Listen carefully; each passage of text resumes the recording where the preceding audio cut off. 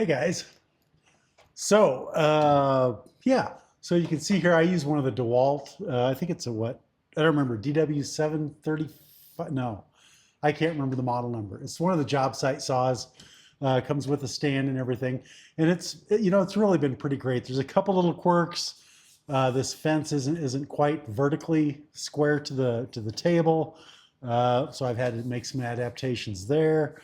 But I love the way the fence works.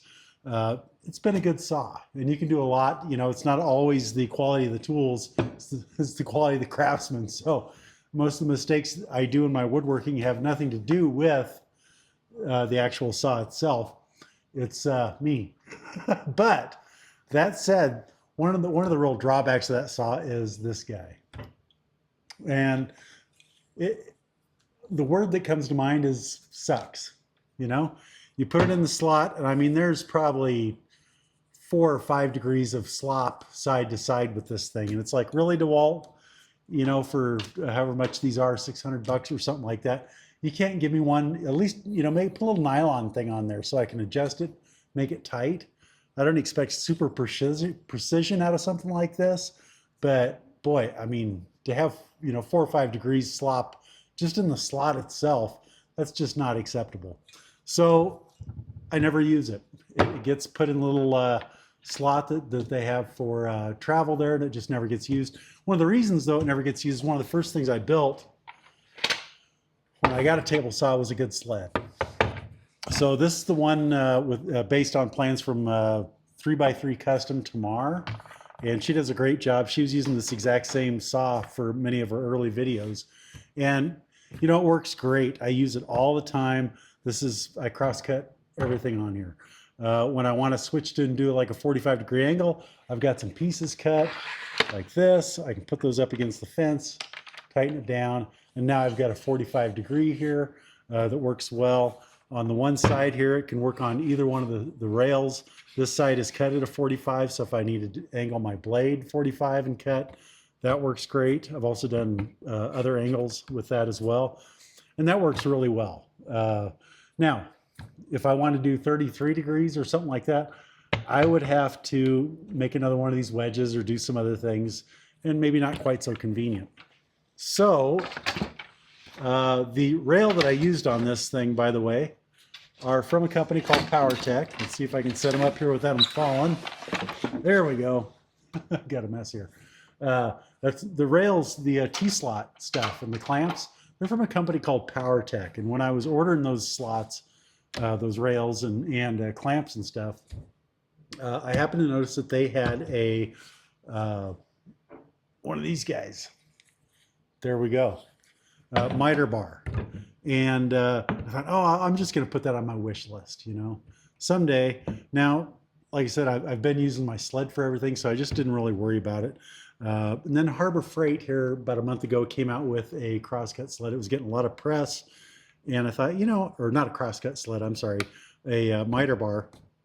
I thought, I'm just going to order this thing. And by golly, when I went to order it, it was $30 off. So I think it's regular 125 or 129, and I got it for 99 bucks. So I think there might be something in that Amazon algorithm that if you put it in your cart and you put it in your wish list and just sit on it for a long time, that they'll then say, oh, wait, man, he really wants this. Let's see if we can egg him on with a little bit of a price reduction. Whether that's true or not, who knows? So this is it. So I've got some pictures there I'll put on the screen of what's in the box. I didn't do a whole unboxing video because you've seen a box before. I will say that there wasn't a whole lot of packing in that box, but everything was held steady, and I've got no issues at all with everything that's in there.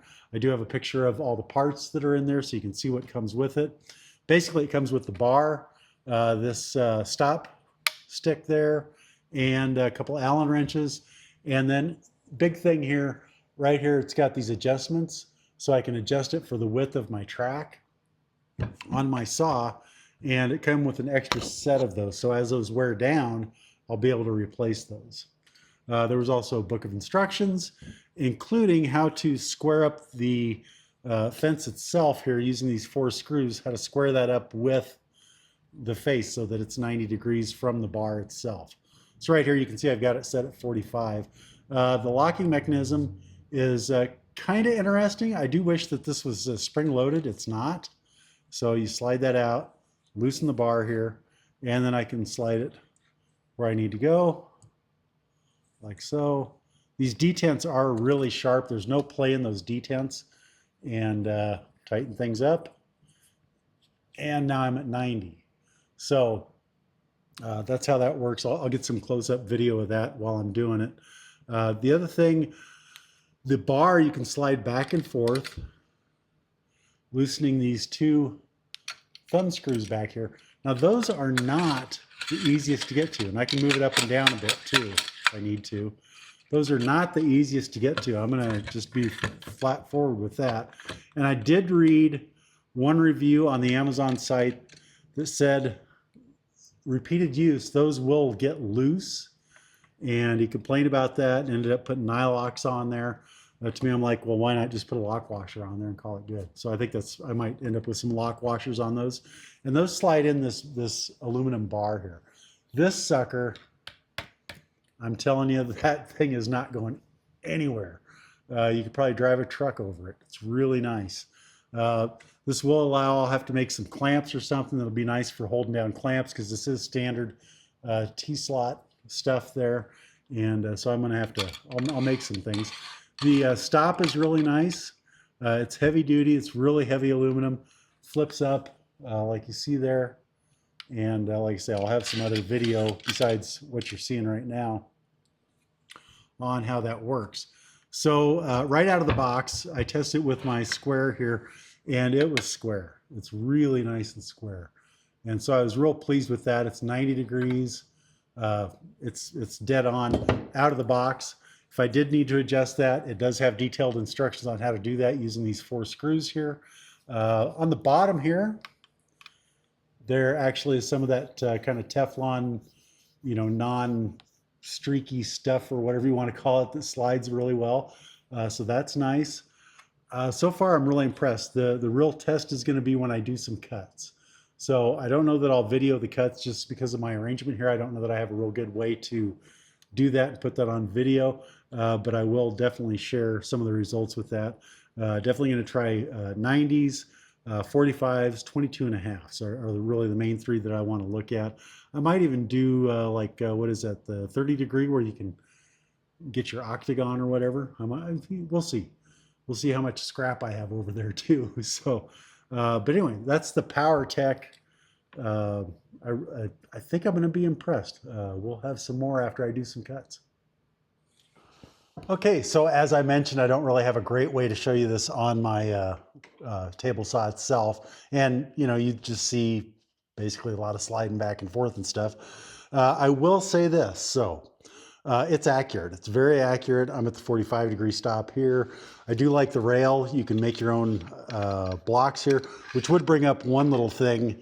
If you're working on some extremely narrow pieces, real skinny pieces, this stop guide is good for, anything 1x2 or anything without a point on it.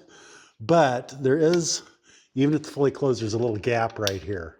And so I was trying to use that stop block, and maybe I'm using it wrong, but I was trying to use that stop block on a piece here, and you can see that'll just flip that right up, So, the nice thing about it, and on all this track that I get from these guys, from Powertech, is it will let you use a standard 1/4-20 bolt head will slide into that track.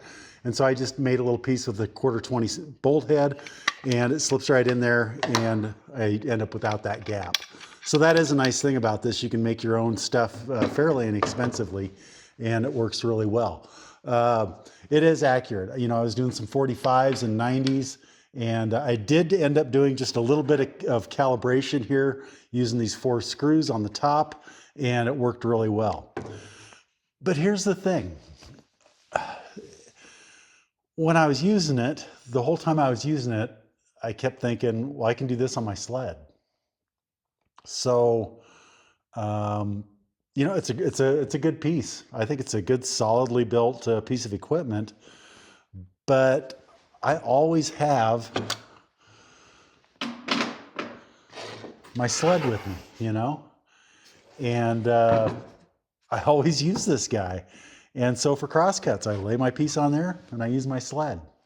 For 45s, I use this, you know, my block here, and I use my sled. And it has the advantage of being able to clamp down a lot easier on pieces to hold them down so that my fingers aren't anywhere close to the blade. So I don't know, you know, and it could be maybe I'm just not, since I'm not used to having a decent miter gauge, maybe it's just something that I'm not used to. I got so used to using the sled here. And the whole reason I built the sled is because I could do it for about $25 worth of hardware and plywood because I had a crap miter gauge, that factory one that just is absolutely horrid.